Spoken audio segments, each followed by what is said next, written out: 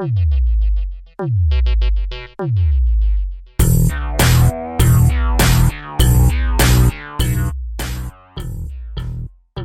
Russian sleep experiment.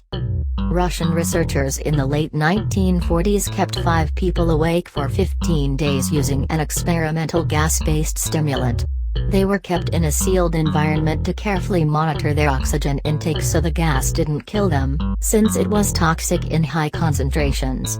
This was before closed-circuit cameras, so they had only microphones and 5-inch thick glass porthole-sized windows into the chamber to monitor them. The chamber was stocked with books, cots to sleep on but no bedding, running water and toilet, and enough dried food to last all 5 for over a month. The test subjects were political prisoners deemed enemies of the state during World War II.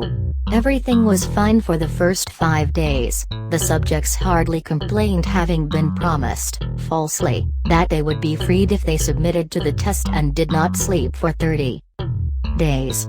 Their conversations and activities were monitored, and it was noted that they continued to talk about increasingly traumatic incidents in their past, and the general tone of their conversations took on a darker aspect after the 4-day mark. After 5 days they started to complain about the circumstances and events that lead them to where they were and started to demonstrate severe paranoia. They stopped talking to each other and began alternately whispering to the microphones and one-way mirrored portholes. Oddly, they all seemed to think they could win the trust of the experimenters by turning over their comrades, the other subjects in captivity with them. At first the researchers suspected this was an effect of the gas itself. After 9 days the first of them started screaming. He ran the length of the chamber repeatedly yelling at the top of his lungs for 3 hours straight. He continued attempting to scream but was only able to produce occasional squeaks. The researchers postulated that he had physically torn his vocal cords. The most surprising thing about this behavior is how the other captives reacted to it. Or rather didn't react to it. They continued whispering to the microphones until the second of the captives started to scream. The 2 non-screaming captives took the books apart, smeared page after page with their own feces and pasted them calmly over the glass portholes. The screaming promptly stopped. So did the whispering to the microphones. After 3 more days passed, the researchers checked the microphones hourly to make sure they were working, since they thought it impossible that no sound could be coming with 5 people inside. The oxygen consumption in the chamber indicated that all 5 must still be alive. In fact, it was the amount of oxygen 5 people would consume at a very heavy level of strenuous exercise. On the morning of the 14th day the researchers did something they said they would not do to get a reaction from the captives. They used the intercom inside the chamber, hoping to provoke any response from the captives they were afraid were either dead or vegetables. They announced, "We are opening the chamber to test the microphones. Step away from the door and lie flat on the floor or you will be shot. Compliance will earn one of you your immediate freedom." To their surprise they heard a single phrase in a calm voice response, "We no longer want to be freed." Debate broke out among the researchers and the military forces funding the research. Unable to provoke any more response using the intercom, it was finally decided to open the chamber at midnight on the 15th day. The chamber was flushed of the stimulant gas and filled with fresh air, and immediately voices from the microphones began to object. 3 different voices began begging, as if pleading for the life of loved ones, to turn the gas back on. The chamber was opened and soldiers sent in to retrieve the test subjects. They began to scream louder than ever, and so did the soldiers when they saw what was inside. 4 of the 5 subjects were still alive, although no one could rightly call the state that any of them in life. The food rations past day 5 had not been so much as touched. There were chunks of meat from the dead test subjects' thighs and chest stuffed into the drain in the center of the chamber, blocking the drain and allowing 4 inches of water to accumulate on the floor. Precisely how much of the water on the floor was actually blood was never determined. All 4 surviving test subjects also had large portions of muscle and skin torn away from their bodies. The destruction of flesh and exposed bone on their fingertips indicated that the wounds were inflicted by hand, not with teeth as the researchers initially thought. Closer examination of the position and angles of the wounds indicated that most if not all of them were self-inflicted. The abdominal organs below the ribcage of all 4 test subjects had been removed. While the heart, lungs and diaphragm remained in place, the skin and most of the muscles attached to the ribs had been ripped off, exposing the lungs through the ribcage. All the blood vessels and organs remained intact, they had just been taken out and laid on the floor. Fanning out around the eviscerated but still living bodies of the subjects. The digestive tract of all 4 could be seen to be working, digesting food. It quickly became apparent that what they were digesting was their own flesh that they had ripped off and eaten over the course of days. Most of the soldiers were Russian special operatives at the facility, but still many refused to return to the chamber to remove the test subjects. They continued to scream to be left in the chamber and alternately begged and demanded that the gas be turned back on, lest they fall asleep. To everyone's surprise, the test subjects put up a fierce fight in the process of being removed from the chamber. One of the Russian soldiers died from having his throat ripped out. Another was gravely injured by having his testicles ripped off and an artery in his leg severed by one of the subject's teeth. Another 5 of the soldiers lost their lives if you count Onas that committed suicide in the weeks following the incident. In the struggle, one of the 4 living subjects had his spleen ruptured and he bled out almost immediately. The medical researchers attempted to sedate him, but this proved impossible. He was injected with more than 10 times the human dose of a morphine derivative and still fought like a cornered animal, breaking the ribs and arm of one doctor. When heart was seen to beat for a full 2 minutes after he had bled out to the point there was more air in his vascular system than blood.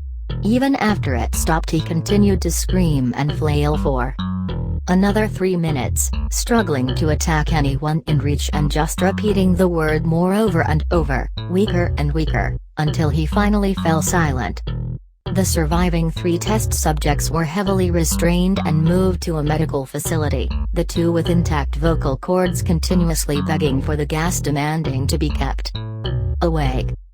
The most injured of the 3 was taken to the only surgical operating room that the facility had. In the process of preparing the subject to have his organs placed back within his body, it was found that he was effectively immune to the sedative they had given him to prepare him for the surgery. He fought furiously against his restraints when the anesthetic gas was brought out to put him under.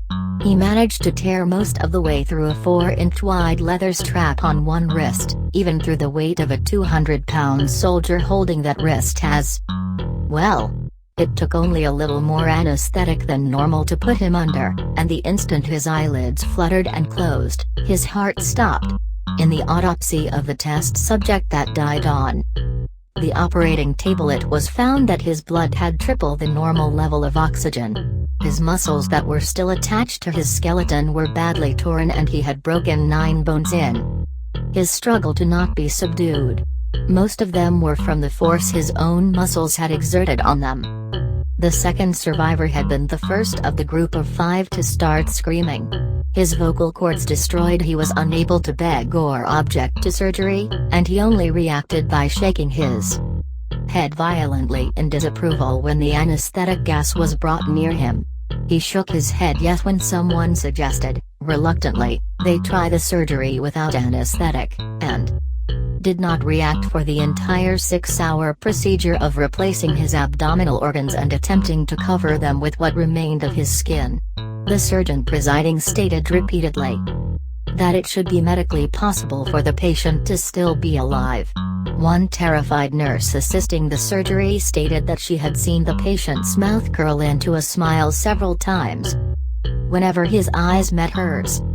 When the surgery ended, the subject looked at the surgeon and began to wheeze loudly, attempting to talk while struggling.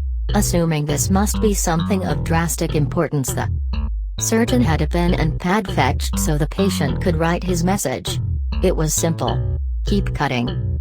The other two test subjects were given the same surgery, both without anesthetic as well. Although they had to be injected with a paralytic for the duration of the operation. The surgeon found it impossible to perform the operation while the patients laughed continuously.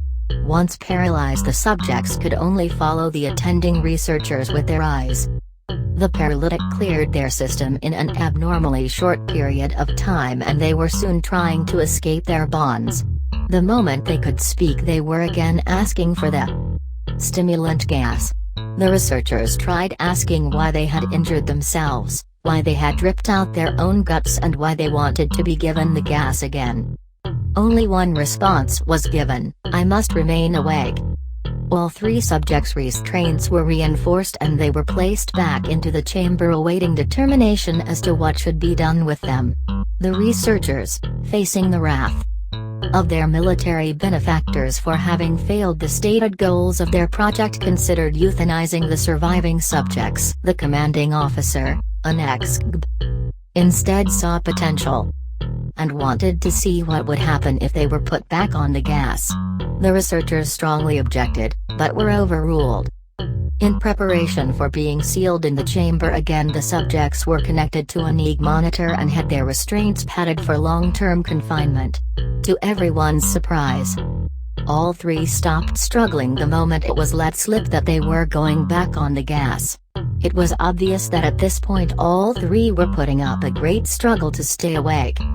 One of subjects that could speak was humming loudly and continuously. The mute subject was straining his legs against the leather bones with all his might, first left, then right, then left again for something to focus on. The remaining subject was holding his head off his pillow and blinking rapidly.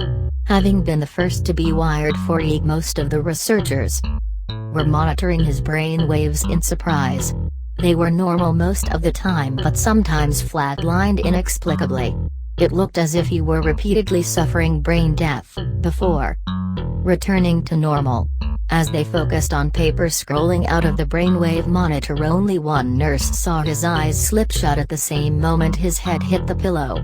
His brainwaves immediately changed to that of deep sleep, then flatlined for the last time as his heart simultaneously stopped. The only remaining subject that could speak started screaming to be sealed in now. His brainwaves showed the same flat lines as one who had just died from falling asleep. The commander gave the order to seal the chamber with both subjects inside, as well as 3 researchers. One of the named 3 immediately drew his gun and shot the commander point blank between the eyes, then turned the gun on the mute subject and blew his brains out as well.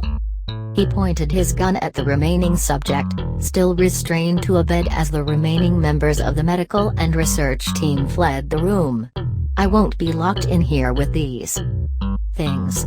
Not with you," he screamed at the man strapped to the table. "What are you?" he demanded. "I must know." The subject smiled. "Have you forgotten so easily?" the subject asked. "We are you.